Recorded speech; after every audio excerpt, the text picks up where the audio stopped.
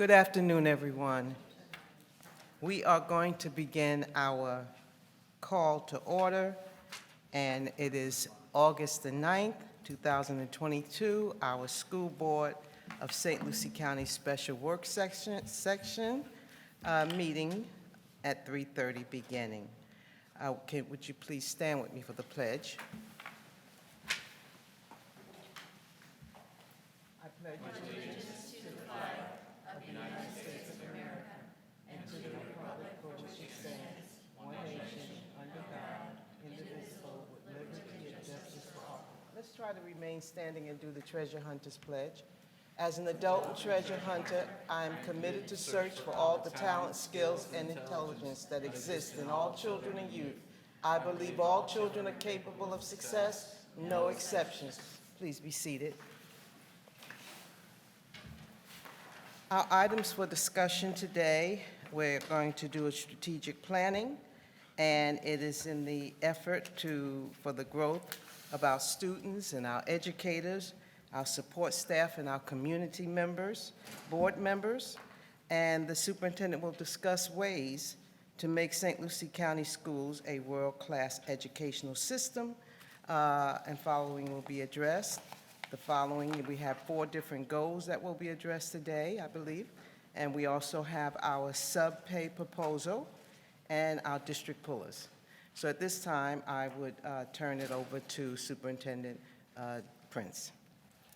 Okay, good afternoon, board members and members of the community. We do have a couple of presentations for our board today from staff presentations, and we've got a staff of 1. Dr. Wild will be doing both presentations. The first is something I contacted the board members about with regards to sub-pay and competitive pay for our substitutes. Substitutes provide a valuable service to our kids, and we've also are competitive with our adjacent districts. And this was a late add onto our board, our regularly scheduled 5 o'clock board meeting, and it is a board agenda on that as part of our consent agenda items. But I did want to walk the board through exactly what the proposal was with regards to subs, and it's not just for substitutes teachers. We have substitute paraprofessionals. We have different categories that we substitute bus drivers. So that'll be part of the presentation. I also wanted to arm our board members with information with regards to our pay raises. Whenever our board members are going out and talking to our employees, we did settle negotiations. It's very exciting for us with regards to what we're able to do for our employees, and we're going to update the board on when that's actually going to happen, when they'll see that in our paychecks, because one is pretty simple. One group is a little simpler, and then another group is a little bit more complex, and Dr. Wild will walk you through that process as well. And also, so whenever you're asked a question by an employee, you can tell them, when these things will take effect and when they'll see their retro check and all that kind of stuff. The next issue is going to be our media library books. We had a process with regards to some book titles that were challenged, and we're going to talk about the process that we went through, and also the superintendent's actions with regards to those book challenges. The next step, if there's another challenge to the superintendent's decision, and those, by the way, the decisions that were made by my predecessor with moving into the summer, and what are the next steps for the board, but also what our policy is with regards to the materials that are in our media center and some of the outcomes. And just Helen's going to get into the weeds a little bit on the process that we took, and then what are the next steps for the board members moving forward between now and our next board meeting. So with that being said, Dr. Wild, you ready?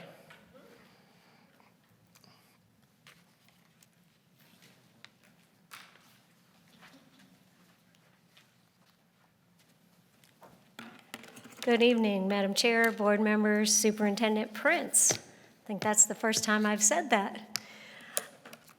Happy to be here tonight. I am thrilled to talk about the first topic, which is about substitute teachers and paraprofessionals. It is so important that we have a really deep deck of qualified and ready-to-go trained substitutes to help us get the year started. And we are proposing a pay raise increase to be competitive in the market right now.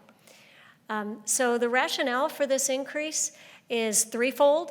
The first is that with recent legislation, we do have to ensure we are required to make sure that all of our employees are making a minimum of $15 an hour, and that does include substitute teachers and staff.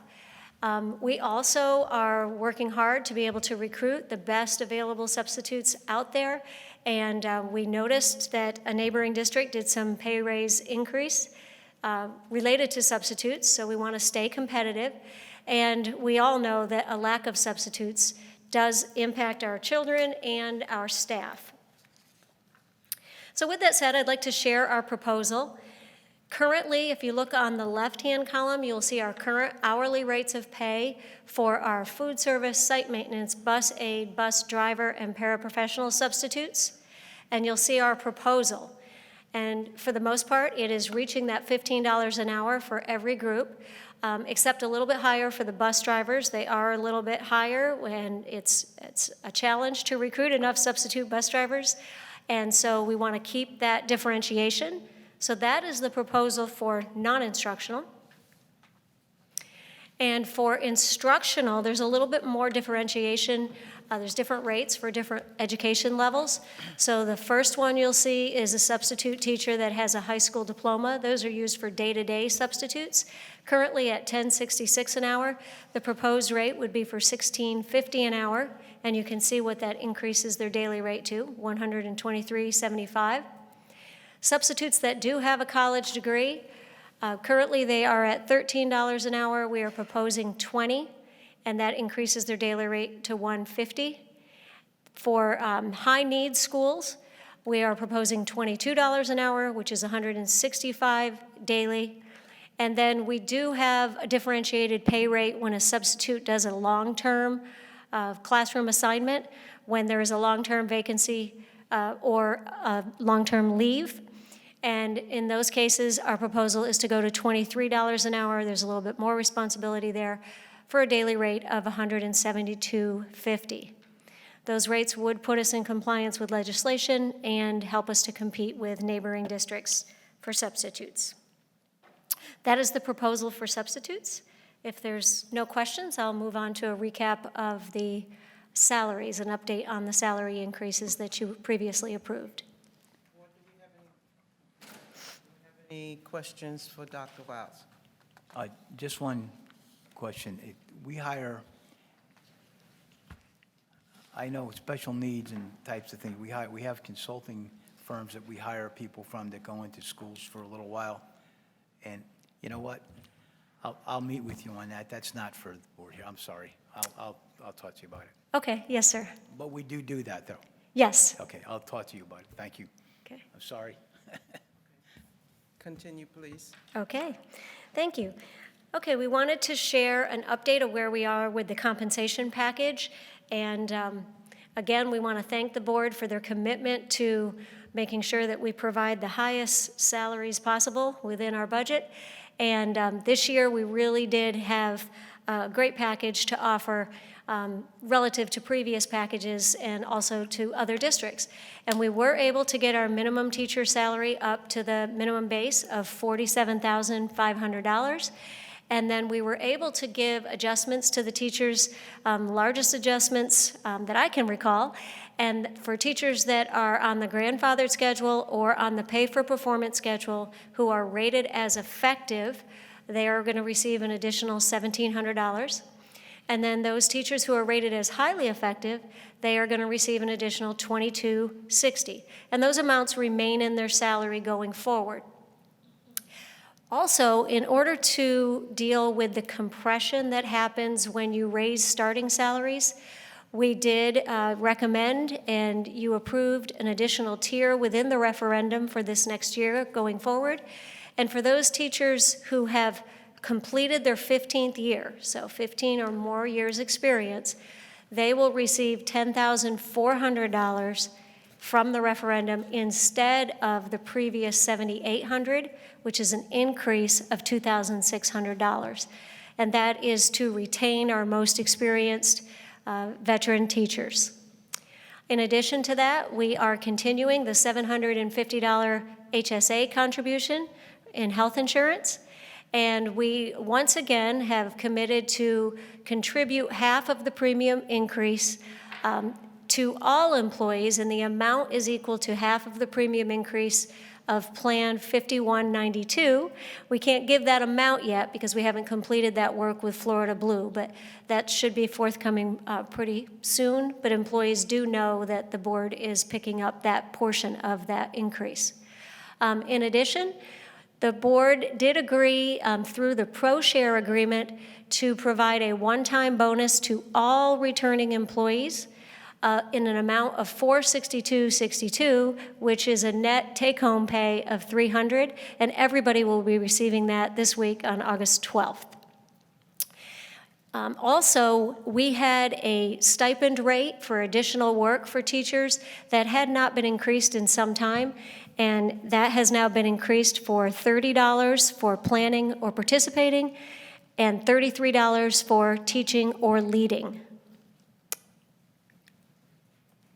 Our compensation package for CWA, ESOL, which is CU, and ProTech, is that we will raise the minimum base to $15 for all employees under $15, and that was a major expense to the district, but it was also important that all employees see an increase. So we are giving a 4% across the board raise. So if that $15, if you were below $15 and your increase does not equal at least 4%, you will get the difference so that you get a 4%. And anybody already over 15 will get a 4% increase. They will also receive the $750 HSA contribution and the same 50% contribution to the premium increase. They will also receive the bonus that we referred to, the $300, and their training rate, which did range between $8 and $12.80, will increase to $15 an hour. So anytime they do additional training outside of their assigned workday or work hours, they will receive $15 an hour. So that's a two-slide summary of the package, and we wanted to provide you with the timeline as it currently stands. And HR and Finance have been working diligently to get all the processing in while also onboarding all of our new hires. And with that said, the first step is that both bargaining units, or all four bargaining units, ESOL, which is CU, ProTech, and CTA, need to ratify on the 18th. And then the CWA has ratification scheduled for the 20th, and that will allow us to move forward with all of the processing and the increases. The bonus checks they're not contingent on ratification, so we were able to move forward on that, and everyone will receive those checks on the 12th, which after the long summer, that will be very helpful to a lot of people. And then our hourly employees, both CWA and CU, will see their increases in their checks on August 31st. Our salaried CWA employees will see their increase on September 15th, along with a retro check. Our salaried CU and ProTech employees will see their increase on the 31st. And then our classroom teachers, all of our teachers, will see their increase very soon. And let me explain why that still says to be determined. The increase for teachers, as you recall, is contingent upon their performance in the pay for performance salary schedule. And that includes the state VAM and all local student assessments for the student growth measure. And those just arrived recently, so they are being processed. Once that is processed and verified, we also meet with the union and go through that data, and then it will be applied to salaries. So it's in the next coming days that will be finished, and we'll be able to put a certain date in, but it will be in September. We just didn't want to say for sure if it's not going to happen, so we're working through that right now. And then admin and non-bargaining will receive theirs on the 15th. So that's the summary of the timeline, so that if you are asked, when will I receive my pay raise, you can refer to this presentation and answer questions. Are there any questions about salaries? Dr. Prince? Yeah. No, one thing that's not in there that I just wanted to add so the board members, I know you may get this question, is the pay raise basically is backdated at the beginning of the year, and they'll get a retro check. Approximately is the timing on the retro check about the same time that they'll see the salary increase? Yes, excellent question. And whenever you're answering that question for an employee, you do need to ask a few questions. If they are a 12-month employee and worked beginning July 1st, they will receive a retro check. And that's why on the September 15th date you saw for CWA, they will receive a retro check. For employees whose first check is actually August 31st, they won't receive a retro check because we were able to process the checks in time for their raise to be in there from day one. So if they're owed a retro check, yes. Otherwise, the payroll and HR department was able to get it done in time. And when we say retro check, we're talking July 1st. July 1st, excluding summer school. Summer school goes on last year's pay rates, but July 1st for those 11 or 12-month employees who started before the 10-month. Okay, I just wanted to make sure because that wasn't on there. Yes. Do we have any questions or any comments in regards to Dr. Wild's presentation? Dr. Wild, thank you. Thank you so much for your did you have a comment? No, you did it. You're thanking her. Oh, okay. We're thanking you so much for this presentation, and Dr. Prince as well for what we have been presented. I think it's way past due time for our salary employees to have these increases, and thank you for making that possible for them. And I wanted to publicly thank Dr. Wild. She's our lead negotiator, and Dr. Sanchez takes the lead with the other bargaining group, CWA. Mr. O'Leary and Michelle Thomas is very involved in those processes also. But it is so rare to have a spirit of collaboration between your union partners and your district leadership. When you look around the state, many districts haven't even settled for last year. And it's just it just says a lot about the leadership of the board and the leadership of the district, and also the professionalism and the relationships that we've established with our union partners. I know they're not here right now, but I'll probably have some public comments that those relationships are important and allows us to work together to get things done. So thank you, Alan. Thank you, Dr. Prince. I was going to thank them as well. Okay, if we are ready for the next topic, we're going to move on to talk about Media Center policy update. You recently did just update our board policy. I do want to say that since the recent legislation has gone into effect, we have updated our policies and practices where they needed to be. Many of them were already in alignment. However, the Department of Education has assured us and all other districts that they are working on technical assistance. They have not provided us with any information to date. I called them just the other day, and they said they are working through it. And they're also working on some new state board rules.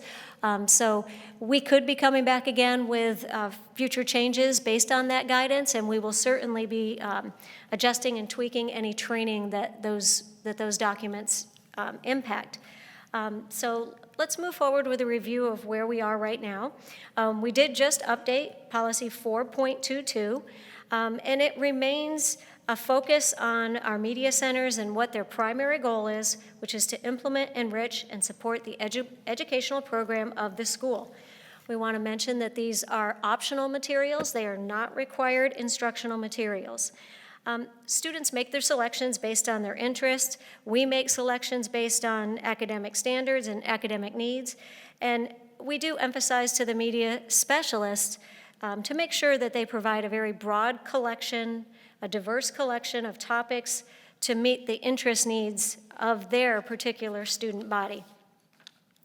Some of the key changes in the policy, the first one is straight out of statute, and that is every book made available to students through the school district library or on classroom or school grade level reading list must be selected by a certified media specialist, regardless of whether the book is purchased or donated.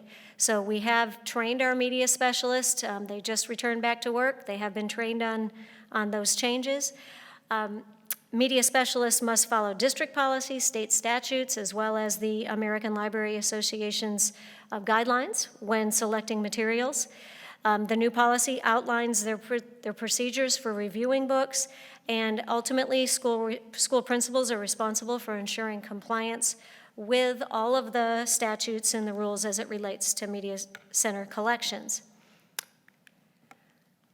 When making selections, we must also meet the criteria of Florida Statute 1006.40, which I will review in just a second. We also require consultation of reputable, professionally recognized reviewing periodicals. So we're not talking Amazon reviews, but actual professional library periodicals.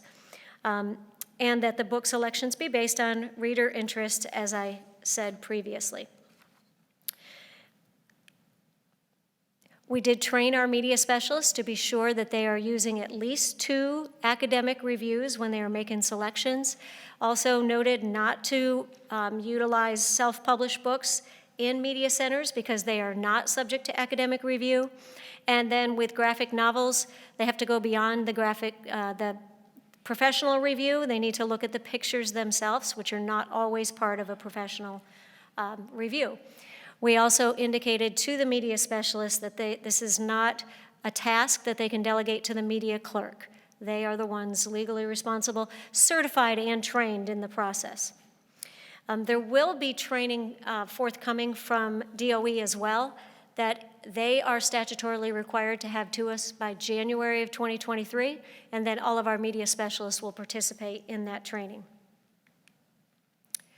In following Florida Statute 100634, media specialists must follow statute when selecting materials to their satisfaction that they are accurate, objective, balanced, non-inflammatory, current, free of pornography, and materials prohibited under 847012, and suited to student needs and their ability to comprehend the material. 847012 has a Part A and Part B. Part A is any picture, photograph, drawing, sculpture, motion picture film, video cassette, or similar video representation or image of a person or portion of the human body which depicts nudity or sexual conduct, sexual excitement, sexual battery, bestiality, or sadomasochistic abuse, and which is harmful to minors, which is a separate definition in statute, which I will get to on the next slide. Or any book, pamphlet, magazine, printed material, however reproduced, or sound recordings that contain any matter defined in 847.001, explicit and detailed verbal descriptions or narrative accounts of sexual excitement or sexual conduct, and that is harmful to minors. So when reviewing the books, it's important to then carefully read the definition of harmful to minors, which means any reproduction, imitation, characterization, description, exhibition, presentation, or representation of whatever kind or form depicting nudity, sexual conduct, or sexual excitement when it, A, predominantly appeals to a prurient, shameful, or morbid interest, is patently offensive to prevailing standards in the adult community as a whole with respect to what is suitable material or conduct for minors, and that is why you see different outcomes in different communities, and taken as a whole is without serious literary, artistic, political, or scientific value for minors. So taking it as a whole is part of why the process takes so long, because every reviewer reads every book in its entirety. Okay, we're going to go back to this topic in just a moment, but let's talk more about our new board policy, which we believe is very much in line with the intent of the new Parent Bill of Rights. And within 4.22, we are adding parental control over book selections. We believe that parents should have the right to determine the access level that their own children have in our media centers to voluntary reading material. So with that said, parent permission allows for parents to control level of access for their children in the media center, and they can determine that they want their child to have full access, that they want their child to have limited access, which means they can let us know which books or which authors they do not want their child to have access to, or no access to checking out books in the media center.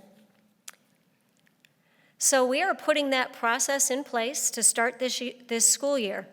Forms will be sent home at the beginning of this year and every year in paper copy.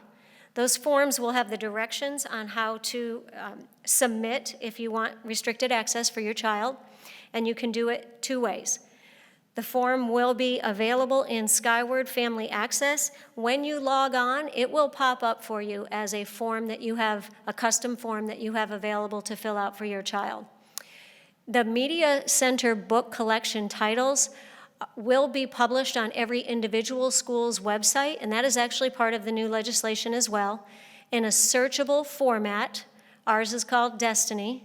And the directions for how to do that will be there. So any parent at any time can see the current and up-to-date library book collection at their school. And they can use that to let the media specialist know, I don't want my child reading from this author or this particular book. If the student has restrictions, once the parent has completed that, let me back up, the parent may also send it on paper. We find we still have parents that are more comfortable doing it that way, and so we are training media clerks and data specialists on the process to input the form for the parent if they have turned it in on paper. That will automate the process.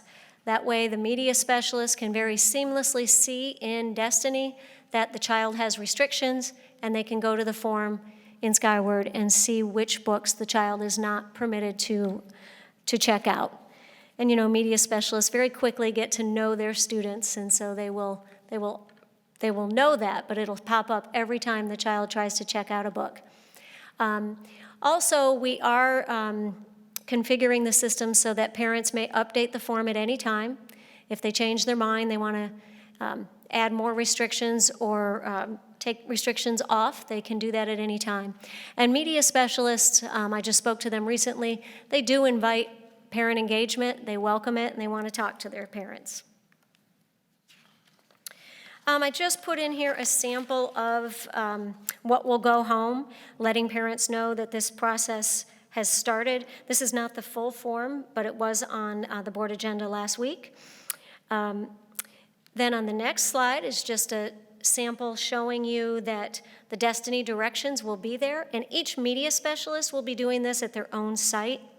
And in Family Access, those forms will begin showing up there tomorrow, but the paper form will go home during the first week of school with all of the other required forms that go home during the first week of school. Okay, continuing on with our board policy. Dr. Wild, can I Yes. Sure. Hit a timeout button? I just wanted to make sure, because we have quite a few slides, if there's any point that any board members had any questions, because we're hitting a couple of different topics, and I just wanted to make sure we're moving along. Or the board chair, if you wanted to wait until the end, we can always do that as well. I think it's important that we pause in case Yeah. there's questions, because there's so much information that's being given out. And I think it's a processing, opportunity too. And I also wanted to hit that as well, that on our website now, we have our parent rights area. And I wanted to hit on that our parents, as soon as they go, whenever they hit the parent section, all of the things that we're discussing with regards to media materials and those kind of things, and what our parents, have the authority to do is right there. And they can research that on our website. That's live now. And did we ever find out, real quick, and I'm sorry, I'm not trying to hijack your presentation, Dr. Wild. No problem. But the Skyward, do we know when it's going to be live on Skyward? Yes, tomorrow. Okay, It will perfect. be live on Skyward tomorrow. And yes, the Parent Bill of Rights site is live now, and it's very user-friendly. Yes. Okay, all right. Okay. Any questions, board? Any comments? Any questions? I've got quite a few. Libraries in the classroom. Whose issues and responsibilities is that? Right. Ultimately, it's the principal's responsibility, and that is indicated in statute as well. In terms of which parts of statute apply to classroom libraries, that is a question that DOE says they will make sure we have the answer to by January, because the statute doesn't specifically say classroom libraries, it says grade-level reading lists, so that's different. However, for new purchases, media specialists will be involved with that. Is there any book that we do, like a Hamlet or Shakespeare novel that gets pretty graphic, that we use as a literature book that is on this list that we have to send home to kids? Because what would kids do if they have to not do that book? Or is there an opportunity for them? I mean, because I didn't hear any of that discussed. Or do we not use any of these books for Right. These literature purposes? These policies that we're discussing tonight are about the library center collection, the media center collection, which is voluntary access, different than instructional materials used in class, and those follow a different set of statutes. For example, advanced placement, IB, they have their own curriculum. So we'll be working to notify parents of what that curriculum looks like, because it could be far more advanced. And there are syllabuses that go out, but this policy is specific to library collections. Okay, because that's what I said. Yeah. I haven't seen any of it, because I know as a teachers, they go through 2 weeks of a book study, and for a Right. child to be opt out or whatever it is, I was curious. Right, and, a lot of that is part of the list of questions that DOE is working on answering are those kind of not clearly defined answers in statute. And, we're just working and talking to DOE on a regular basis to research those. As we get into the challenge process, I will share there are a couple books on there that have been tested on advanced placement tests over the years. So you do raise a good So the books that have point. been banned, that we're trying to ban, are on state tests? National tests, national and National. international, yes. Oh, That's my correct. goodness. Okay. Dr. Wiles, I have a question. What do we do to help those parents that may be overwhelmed with, not knowing what books have what in it? Do we have like a general category, something that we could do to aid those parents? And, they may not want their child to look at anything that's has anything to do with homosexuality or, certain topics. Right. We can look to try to link some resources for parents, and they're always welcome to call the media specialist who could walk them through that. But the collections are thousands and thousands of book titles. So there is not one resource that I could easily state. Yes. No, what I was going to say also, a good answer maybe to that question is the state is going to be providing some information with regards, because the books that have been challenged, they're putting together something at the DOE level that we could refer parents to, so they would be informed. I think that would be the simplest answer. If parents had questions, they could go to that site, but we haven't gotten that guidance yet. But I know that the DOE is working on something like that, so we could refer parents to that. Right, and that's a very good point. There is not a banned book list. There is not a list of illegal books. That is not the case. But DOE is going to be collecting book titles that have been challenged and publishing those. And it is, as Dr. Prince is alluding to, probably to let parents know what books somebody has questioned in the past. Right, So to I think help- that will be right. helpful. To Yes. help guide our parents, yes. Yes, exactly. Okay, so speaking of reconsideration processes, our policy does still contain a process for a challenge. So although we are trying to focus on parents making the choice for their own children, there is still an opportunity for citizens to challenge books if they so desire. And the process begins at the school site. That is still the same in our policy. And there's provisions for the principal to follow if they get a challenge at their school site. And then the citizen can then bring it to the superintendent to be reviewed at the district level. New to our policy, although we did it in practice this past year, if a book is challenged, we do remove it from the media center during the challenge process. So we did do that.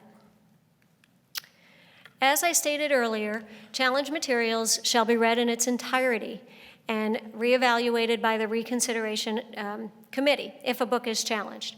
The committee is charged with considering the specific objections, so they do read the objections that the citizen submits, the written reviews, the professional reviews that have been done on the material, and their professional opinions about the material itself. And they'll also look at our policy for how materials are selected. And I mentioned earlier that the books and the review of the books should be taken as a whole. We do not consider individual excerpts because part of the discussion is what is the purpose of that content in the book? Does it drive a main point of the book? Is it essential to the storyline? In some cases, it's a traumatic event that shapes the character. So you look at the whole work in its entirety. The committee then makes a recommendation, and then we do give the recommendation. The committee at the school site would give the recommendation to the principal, and at the district level, we would give it to the superintendent. And the committee may recommend that the materials stay in their current status in their current schools. The committee might recommend that they stay in school media centers, but restrict it to a certain level. And we did do that with several of our books, removed them from one level and moved them up to a higher level, or remove the book from circulation entirely.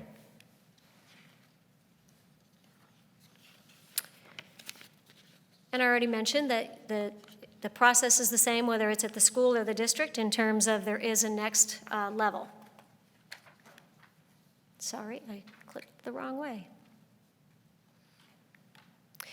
And if the citizen that files the complaint is not satisfied with the decision of the superintendent, the citizen can appeal to the board.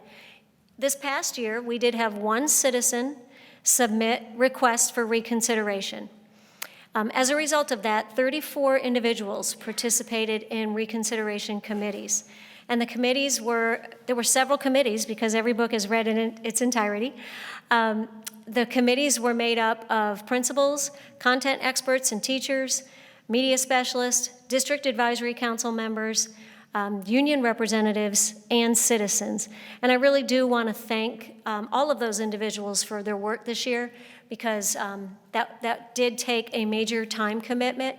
And we had individuals that were retired teachers, we had a retired firefighter, an attorney, somebody from the health department, from the county, very, very busy people who gave of their time because they do care about quality of St. Lucie Public Schools. So I just want to thank all of those individuals.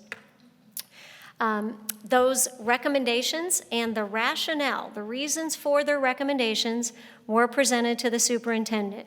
Most of the titles were deemed to be appropriate for the school level that they were in. After careful review of everything at their fingertips, including the statutes, some were restricted to certain grade levels or age groups. The superintendent then did let that individual know what the decisions were. And so moving forward, we want to let you know the next steps. We do have an appeal to that decision. The citizen is exercising her right to file an appeal with the board, and she filed that yesterday afternoon. The board will be provided time to read the 17 books and the committee recommendations in detail for each one.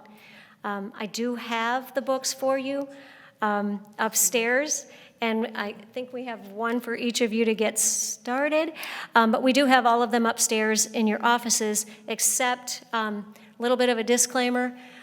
Some of the titles, we do not have enough titles in St. Lucie Public Schools to have you all have all books at the same time.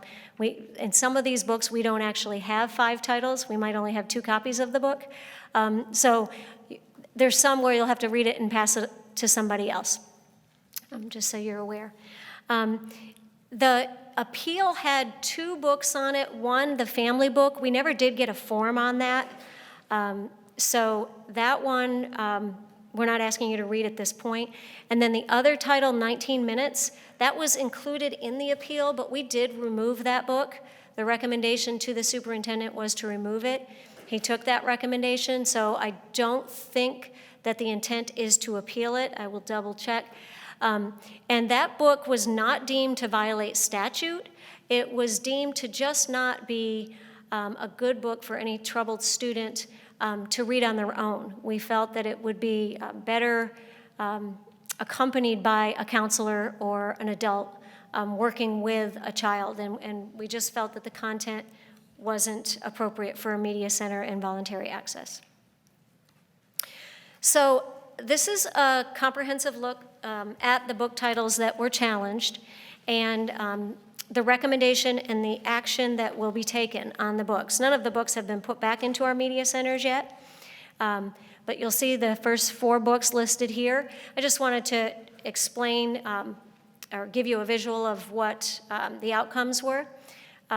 This book was, the first book, Beloved, was recommended to remain in high school, so it's being removed, it's already removed from our K-8s, and it will only be in our high school. This is a book that is tested on the advanced placement exam, as an example of what Mr. Ingersoll asked about. The next book, just so you can see how to read this chart, we determined that it's appropriate for middle and high school only. There were no copies at any lower level, but the media specialists will have this list and they will know not to order that for any lower level. So this list serves multiple purposes, also for future ordering. And so you can see that throughout all of these book titles. You'll see that The Kite Runner was removed from middle school. Tricks was removed from schools. And so on. You can see Drama, which was probably the most popular book on the list. We had the most copies of that. That is going to be only in middle and high schools. We're removing it from elementary.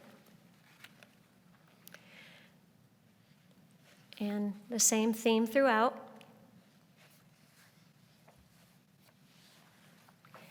Everywhere Babies, the last one on the list, it is a picture book. You will be able to read it very, very quickly. We only have 2 copies of it. I have one with me. I can give it to whoever wants to see it first. Okay, so I just wanted to explain, in your folder, you have the recommendations of the committee, and I think you can see from all these documents the work that went into it. So just an example, if you turn to the first tab, which is like a peach-colored tab, peach or pink. Hold on one second, Helen. They don't have the folders? Because I don't think they have their folders. Who has the folders? Did Katie have them? Yes. Okay. Okay. My apologies. I was My looking over apologies. and I didn't see. My apologies. But we will get those folders and we'll have them because we got plenty of time. But I just go ahead and tell them what's going to Sure. be in the folder. And then by the time we'll have them down. When you get your folders, there'll be a packet in it like this. And each book will have a summary of the book. It is a lot to read, I will tell you. At the top of each page, you will see the name of the book. You will see once again, you'll see the recommendation and what action was taken. You'll see the recommendation of the committee. In each of these recommendations, you will see whether or not it was unanimous of the committee, or we also did encourage people to speak their mind. So if anybody disagreed with the committee, that is also noted. And that was specifically for you as board members to know if it was, a difficult decision for a committee or if it was a unanimous decision. With that said, you will also see some of their comments, a list of their rationale. So you can see for The Kite Runner, I don't know if anyone has already read The Kite Runner, but it is a book that the committee did feel was appropriate for high school. And it will remain in high schools. It was in a middle school, so we're removing it from the middle school. This is one of the books that's also on the advanced placement test. It is considered a book with academic merit. It's an important novel in many people's opinions in academia. There is a rape. It is a traumatic event for the lead character. It drives the storyline. However, the committee did not feel it was detailed or explicit, nor did it meet the criteria in statute, which has to also mean that taken in its entirety, it does not have the value that I mentioned earlier. So the committee did recommend that, and on this sheet, you will also see, it's a lot of words when you look at it, but you will also see on the left-hand side the statutes that the complainant had in their reconsideration request, and you will see the intended grade level of the book, and you will see all of the awards, if any were given to the book. You will see the awards and the reviews. So the professional reviews will be listed for you as well for your information. We know these are difficult, challenging decisions for anyone to make, and so we wanted to give you all of the information possible. Another book, just as another example, is The Absolutely True Diary of a Part-Time Indian. And this one, the committee did recommend that this book be in grades 6 through 12 and removed from any elementary schools. The committee agreed that it did not violate any statutes and that it did also provide a book to a particular population that is not always represented in the library. So they felt this was an important work too. And so you can see you'll follow the same format every single time. Many of the books are intended for middle school or high school. There are a couple intended for elementary. Everywhere Babies is an example of that. This is the one that we only do have 2 copies of, but the committees felt very strongly that this remain in our elementary schools, that it did not violate any statute. They felt it was a beautiful book for young children. And you can see the reviews there and why they felt that way. These are just 3. I did not want to show you all of them because you will have them all in those packets. For your review, you will have access to all of the books, and our intent is to give you the time to read those books, and then Dr. Prince and Dr. Mills can schedule a date for your decisions to be shared in a future meeting.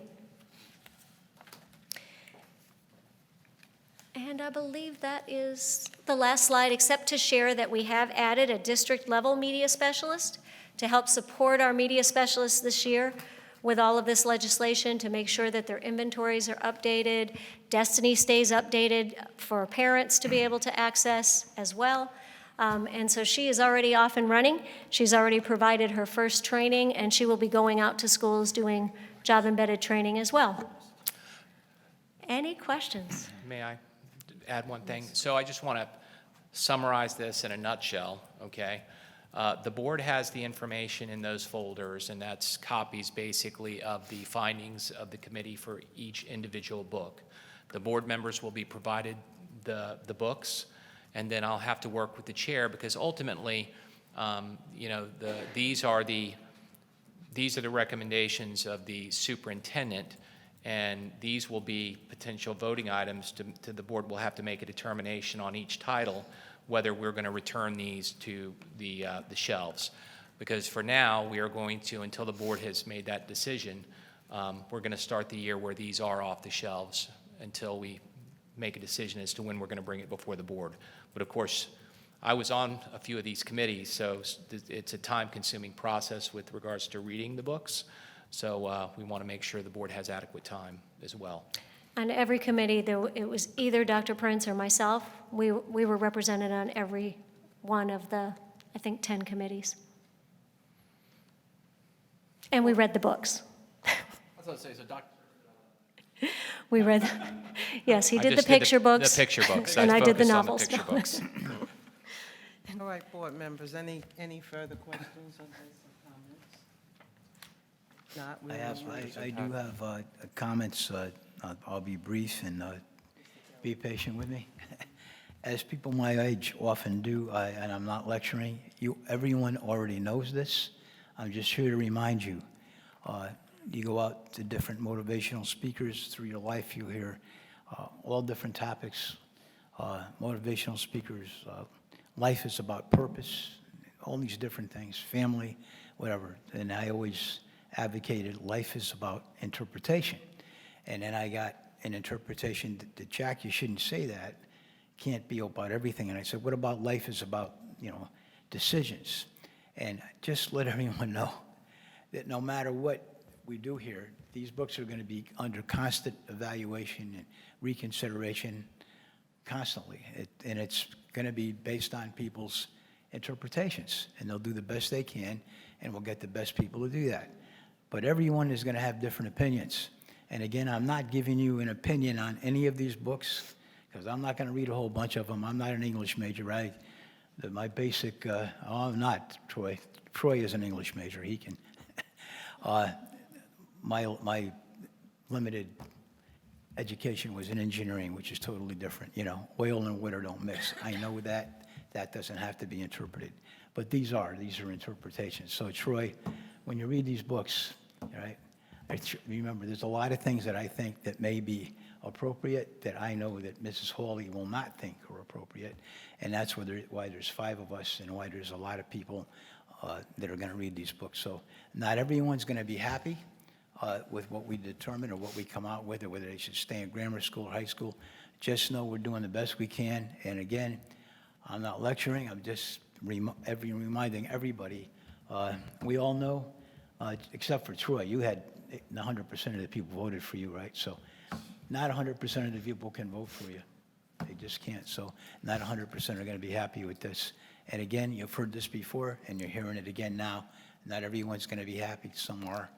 It's about interpretation. Thank you for putting up with me. Well, I also wanted to add just, one thing is that, with the decisions of the committee, there were quite a few titles that the committee made decisions or recommendations with regards to the age group the book was appropriate for. And I think that's important. That's one thing important to remember. And also, parents do have rights, and parents will have input. And even if the board approves a title to go on to a shelf in one of our libraries, parents can choose to complete that form, and if they object to it, the child won't be able to check the book out. So, we are complying with the law, but also we're messaging that out to our parents, that our parents do have choice and they do have input in their child's education. And again, I just want to stress that I would like for parents to be helped in the area of being able to see a list as well of questionable books, so that they're not just at a loss with that. So, and you mentioned, Dr. Wiles, we will meet again after we have read through these books, and all of us will have our opinions. But I think it's very important, and I'm glad that this particular law is in place where parents do have the right to be able to pull whatever they want to pull off of the shelf for their child, and that we will aid them in knowing what's on there that might be questionable. Yes, the media specialist did share that they've always done that with parents, but it was not formalized. It was not in the system for everyone to see if a child tries to check out a book. So we're formalizing it, making sure it's happening consistently across the district. Thank you, Dr. Wiles. At this time, we'll move on. Do you have a question? Ms. Richardson, you got a question or a comment? When we read the book, what are we supposed to do? Do we make notes? I mean, what are you expecting? Yes, excellent question. I would encourage you to make notes because you need to then go back. Oh, I can just tell you what we did. When you read the book, then you go back and you look at the statute. And the first question that we asked is, does it violate that statute? And you have to read the entire statute, which is with the "and" part. Read every word of the statute. Does it violate that statute taken as a whole? And if it does not, then we moved on to the other question of what age group is it appropriate for? And you have to, everybody's going to bring their own personal opinion to that thought process, as Mr. Kelly stated. Everyone has different background and different feeling about what's appropriate, also based on how much interaction you have with today's youth and what they're exposed to now, and so everyone's opinion is different.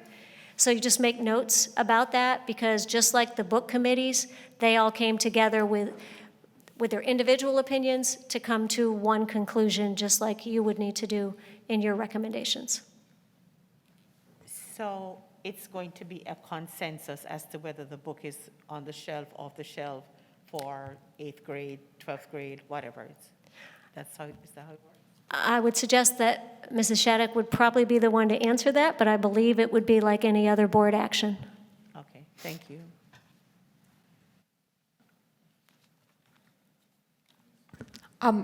Thank you, Chair, board members. Yes, I would agree with Dr. Wilds. It would be a vote of the board and done by consensus whether or not you would remove a book or change a grade level. Thank you. Thank you, Attorney Shaddock. Mr. Ingersoll. I think I called that we were reading a lot of books probably about 5 months ago. I said, I think we're going to end up reading a lot of books. You did. I think I was the first person that said that. Now that I'm going to be reading a lot of books, what time frame, board members, are we going to put on this? Because the community wants to hear our reaction. Are we going to try to pick 5 books that we want to focus on? Are we going to do all 17, this? I mean, obviously, I'm going to listen to books as I drive everywhere. But Sometimes it I helps spend to, 2.5 hours a day in my car. I mean, sometimes it helps to read several to get into the rhythm of it. We did bring the Oh, kite you runner bring for out each of you, but examples. just Great. as an example of the, Yeah. this is one of the That's what I 17. wanted to see. That we did bring one for you to read. But the rest are upstairs. Okay. Madam Chair, Yes, Ms. just to clarify, I don't think we get to pick and choose. We get to read all 17. Yeah, I just wasn't sure if we wanted to focus on like 5 rather than.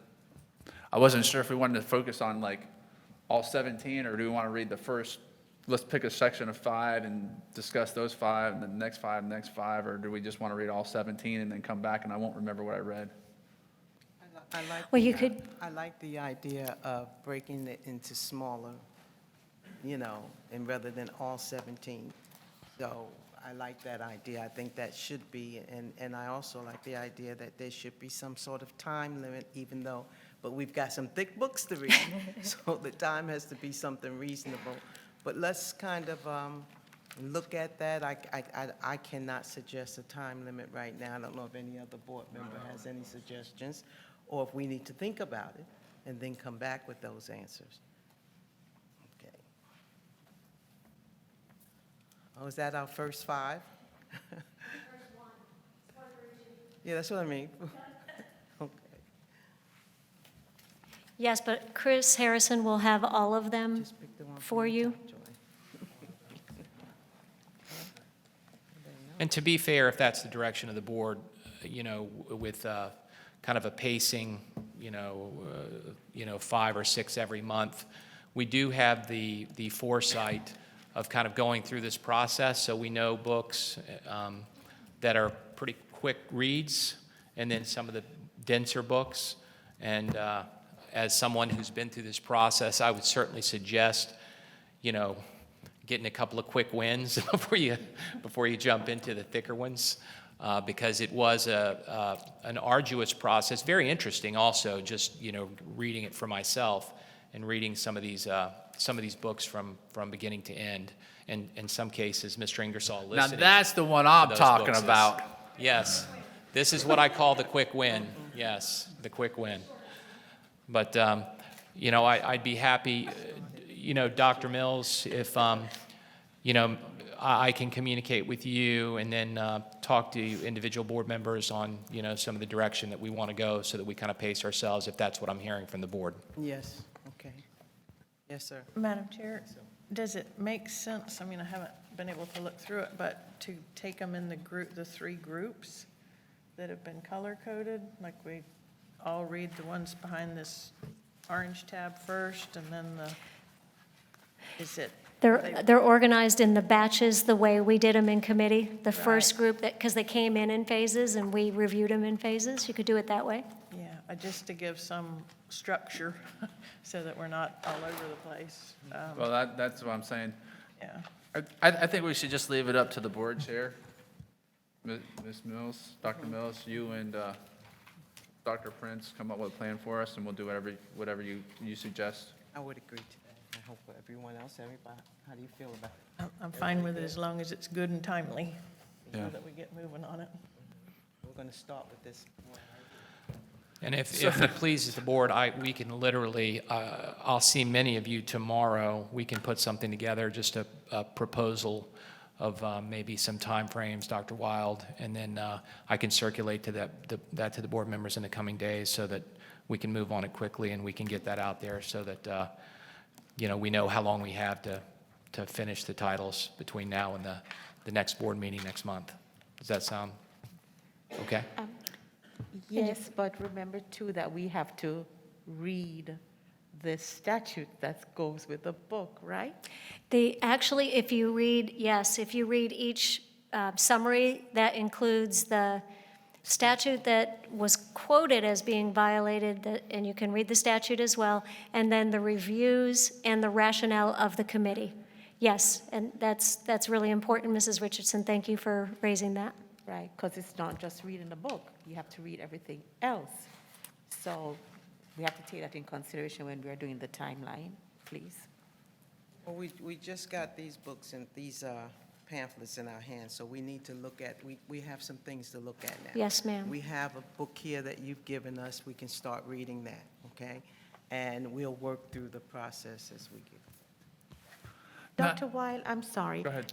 Is each statute different for each book? No, It's it's the same? primarily the same statutes. There's a couple books where no statute was cited. Okay. And there's a marriage statute cited that doesn't apply to this process, but the statutes that I covered tonight and the statutes that are referenced in board policy are primarily what was referenced for each book.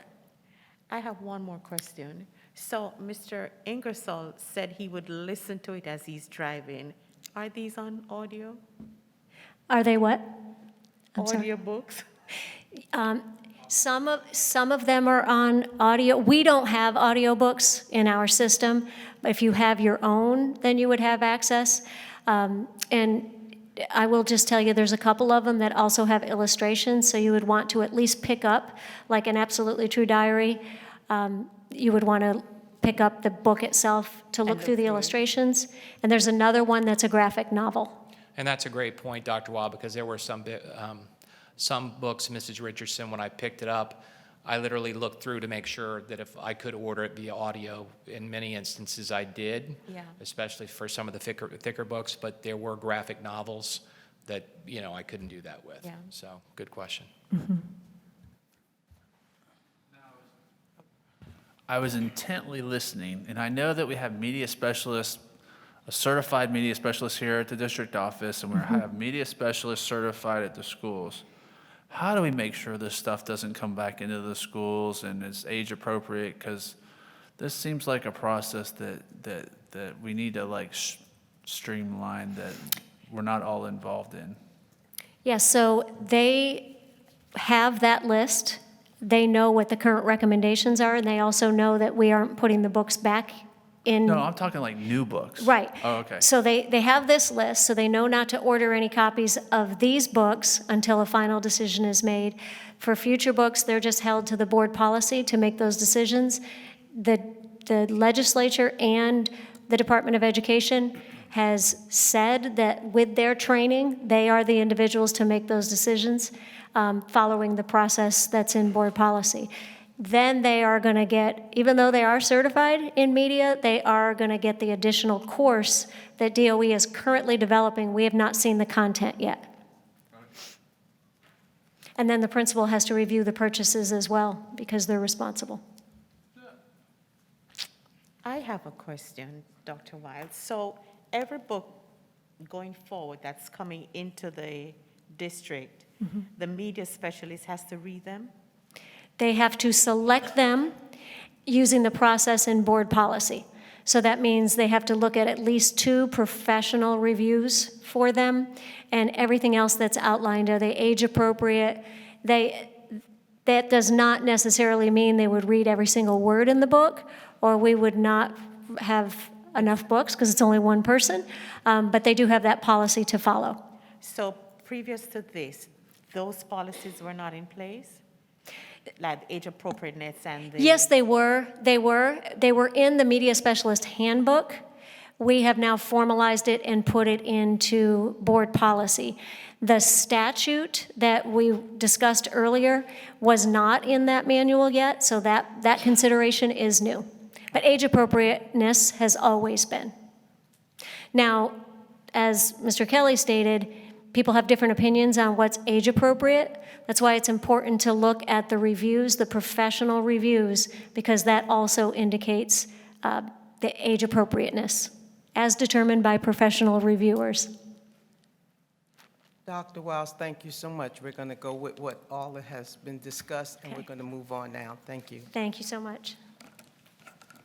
Madam Chair, I just want to make it, being up front, I mentioned it earlier, I am not going to read all of these books. I'll read a few, the ones that I think are the most controversial, but I am not qualified, maybe as a parent, I'll say that. But I am not a media specialist or I'm not an English major. If you want to know how to, when we design the schools or we set up security, I'll be right in there, but I am not. I will depend on everyone else on these. Okay, Mr. Kelly. Plus, I don't like to read. I just read the newspaper. Dr. Mills, that concludes our topics we were going to cover today.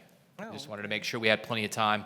I wanted to save a little bit of time. I was simply didn't know how long this was going to take, so I wanted to make sure that we didn't back up too closely to the board meeting at 5 and we had time to finish. So that's all I have. Thank you. Board, we have about 20 minutes before our regular board meeting, so at this time, we will adjourn our work session.